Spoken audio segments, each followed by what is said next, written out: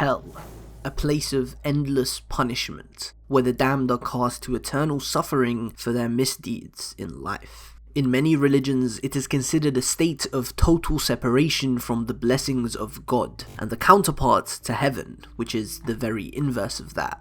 In Bleach, a similar idea is present with stark differences. The Bleach universe is made up of 4 realms: Soul Society, Hueco Mundo, the human world, and Hell. Of these 4 realms, Hell is by far the most unexplored one, which honestly is a massive shame because Bleach at its core is a story almost entirely predicated on exploring the cycle of life and death, and with that, the effects that death and grief has on its characters. The destination of those who lived a wicked life is something just begging to be fully explored by Kubo, and it will be. In December 2021, Kubo released the No Breaths from Hell one-shot to celebrate the 20th anniversary of the series, and that ended in a cliffhanger that teases a comeback for Bleach with an entirely new arc. There is no actual date for when we can expect this manga arc to begin serialization, but I do have my own speculations I will be sharing with you guys later on in this video. This is week 5 of Bleach Mondays. In the previous installments we analysed season 1 of the anime, the real importance of rain in Bleach, how Kubo uses black and white in his artwork, and last week I shared my top 10 favourite characters. Links to all of those videos are in the description down below. This week we are here to talk about Bleach's comeback with the Hell arc, and why this arc could be the absolute peak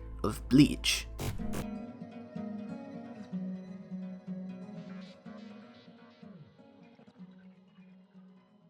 So, how does Hell even work in the world of Bleach? Kubo created a universe that is bound by balance. Balance is the single most important thing in the world of Bleach. It maintains stability and the reality our characters perceive. Since the world of Bleach is very cyclical and exists within an infinite loop of soul energy transfer, it's hard to determine where things begin, so I'll just start off with the human world. Every person is bound by a soul, regardless of what realm you are in. For humans, there is an invisible chain known as the Chain of Fate protruding from their chest and connecting their soul to its living body. Once this is severed, the soul can no longer return to its body as it's essentially dead. However, the soul lives on, the body is dead. Humans who die become pluses, which are essentially ghosts in the human world. They are the soul of a person removed from their human bodies. From this point, there are 2 possible outcomes for these pluses. Either they are sent to the Soul Society by a Shinigami, or the Chain of Fate completely corrodes and they become a hollow. Hollows are corrupt souls with supernatural powers who live to devour other souls, of both the living and the dead in the human world. They settle in Hueco Mundo, but they can cross over to the human world and even Soul Society through the Dangai, and they are considered the opposite of humans. If a hollow soul was a good person in their human life, they can still be sent to Soul Society once cleansed by a Shinigami. If they were a wicked person as a human, they will be sent through the gates of Hell. This is because the Zanpakuto of the Shinigami can only wash away the sins a soul committed as a hollow. Anything they did while they were still alive remains, which essentially means that Hell is the Soul Society equivalent for wicked people, which obviously fits the widespread understanding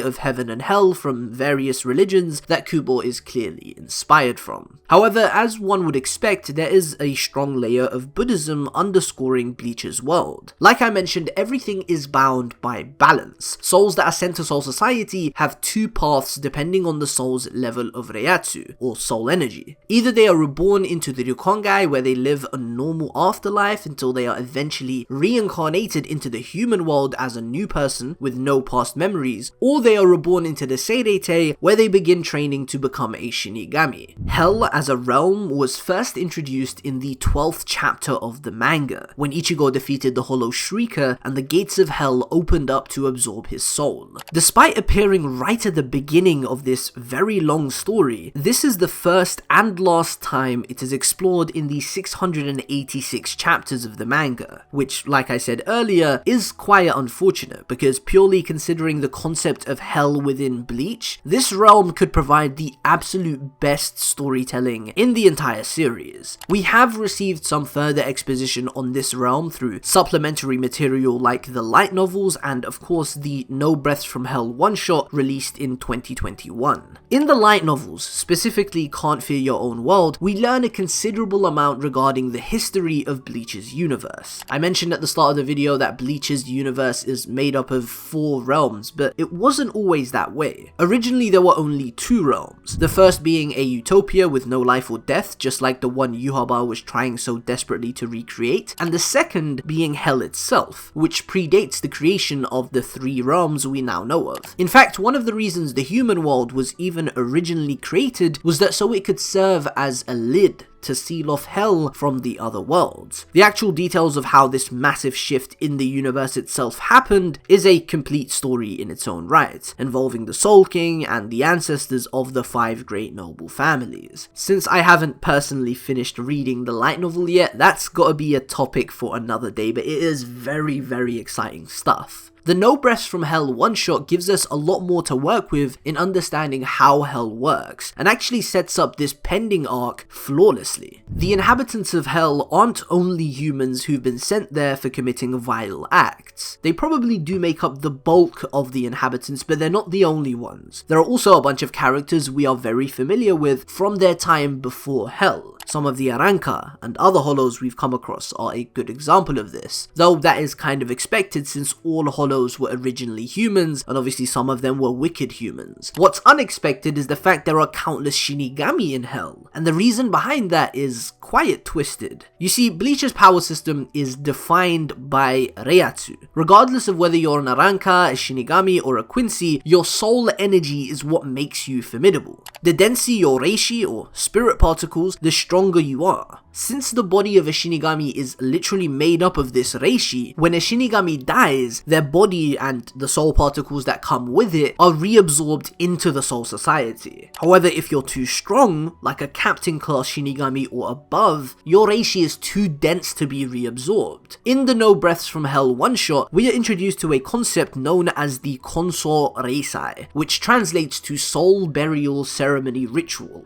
Most people in the Gotei 13 think that this ritual, which is carried out 12 years after the death of a captain, is simply a safe means of manually breaking down the deceased captain's reishi and allowing it to be reabsorbed by the Soul Society, since this is a process that usually happens naturally. So they think that Konso Reisai is an effort to forcefully enact this phenomenon because the reishi is too dense. But that is of course a lie. It's far from the truth. Dense reishi like that can never be reabsorbed by the Soul Society, and allowing such reishi to just linger on in the Soul Society poses a massive risk for everybody's safety. So the true purpose of Konso Reisai is to cast the deceased captain with their dense reishi into hell, which essentially means characters like Yamamoto, Unohana, Ukitake, Gin, and Tosen are currently in hell, and they will serve as antagonists of this incoming arc. How twisted is that, especially for the first 3? After an entire lifetime of serving the Soul Society and dedicating all their time to the well-being of others, they are damned to hell by none other than their closest companions.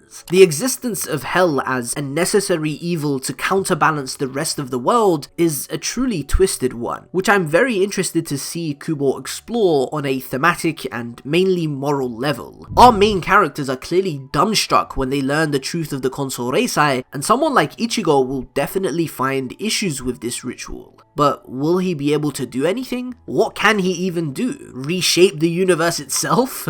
Zairopuro, the number 8 Espada, is currently serving as a jailer of hell, but considering Ukitake's Zanpakuto impales him and pulls him back into the gates of hell at the end of the chapter, this jailer of hell position obviously isn't an exclusive one, and there's most likely a set hierarchy in place. What I'm most interested in is if the former Shinigami retain their memories, and if they are sentient beings. Do they have free agency? Can they act as they wish and potentially help our protagonists? I really doubt that. There are theories floating around that suggest hell is layered, and each layer has a different jailer, and I subscribe to this theory because that's usually how hell is depicted in various different religions. Anyways, now that I've hopefully explained how hell works, what will this arc consist of? Well, you know how I said it's very unfortunate that hell wasn't explored in the main manga? I do still believe that, but the truth is, it simply just wasn't the right time. In fact, the major events in the manga, like the defeat of Aizen or the 1,000-year blood war and defeat of Yhwach, were absolutely necessary for this arc to even happen. The thing about hell is that Kubo has constructed it to be a realm in isolation from the rest of the world, as long as balance is maintained. But as Zairoporo reveals in the one-shot, balance has been broken. The powerful Reiatsus of Aizen and Yhwach were holding the gates of hell shut, but now those two have been defeated and their Reiatsu has disappeared, and since then multiple powerful spiritual pressures like Yamamoto, Unohana and Ukitake's have been sent to hell one at a time, which breaks the balance even further. Now hell can be opened up from within and seep into the other three realms. The main story of Bleach is centered around Kurosaki Ichigo and his journey of overcoming grief and embracing courage in the face of death. This story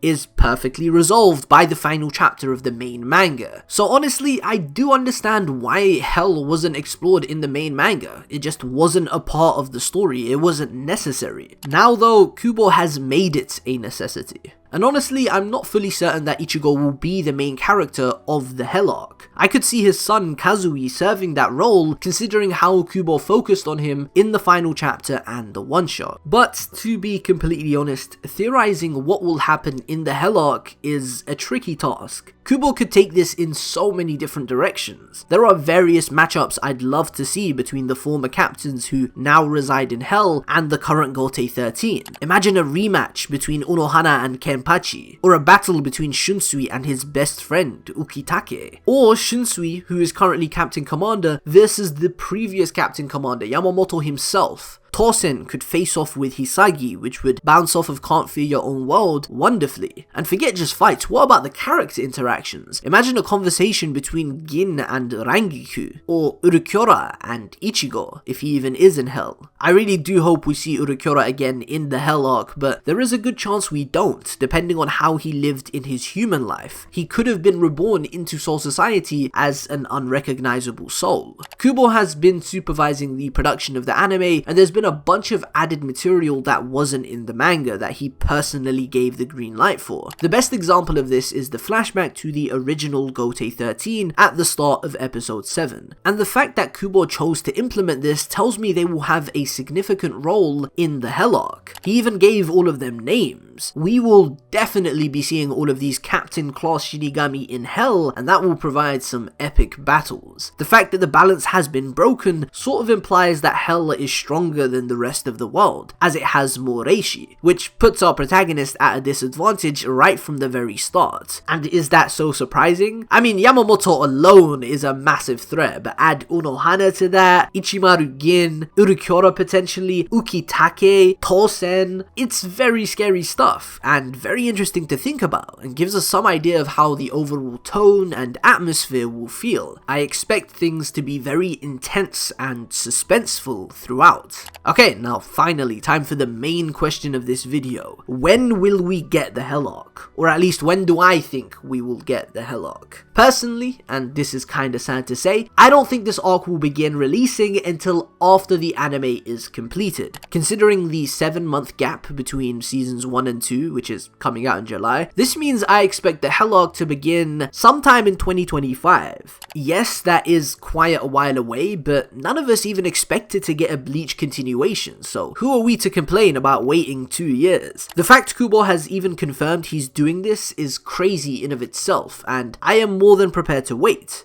The main reason I think we won't be getting this until after the anime is completed is because Kubo is working on supervising the anime. I could be wrong, and we get the Hell arc and the anime running concurrently, which would be absolutely awesome, but hey, this is just my personal take on it. Kubo did recently say in the Club Outside Q&A website that he's not really good at drawing when he's forced to, so he'll continue drawing once people stop pestering him about it, which is pretty cut and dry to be honest, and I respect the straightforwardness. Drawing manga is not an easy task, and he's actually working quite a lot at the moment, because supervising an anime adaptation is also not an easy task. Kubo is 45 years old and one of the most successful mangaka of all time. He has more than enough money to just retire today if he so wishes to, but still, he wants to continue drawing manga out of his passion and love for the art. And that, my friends, is why I believe the Hell Arc could be the absolute peak of Bleach. The fact Kubo has had so much time to sit and think about what he wants to do with this storyline and be able to continue of his own accord. Imagine he gets a contract that allows him to release his chapters whenever he wants to,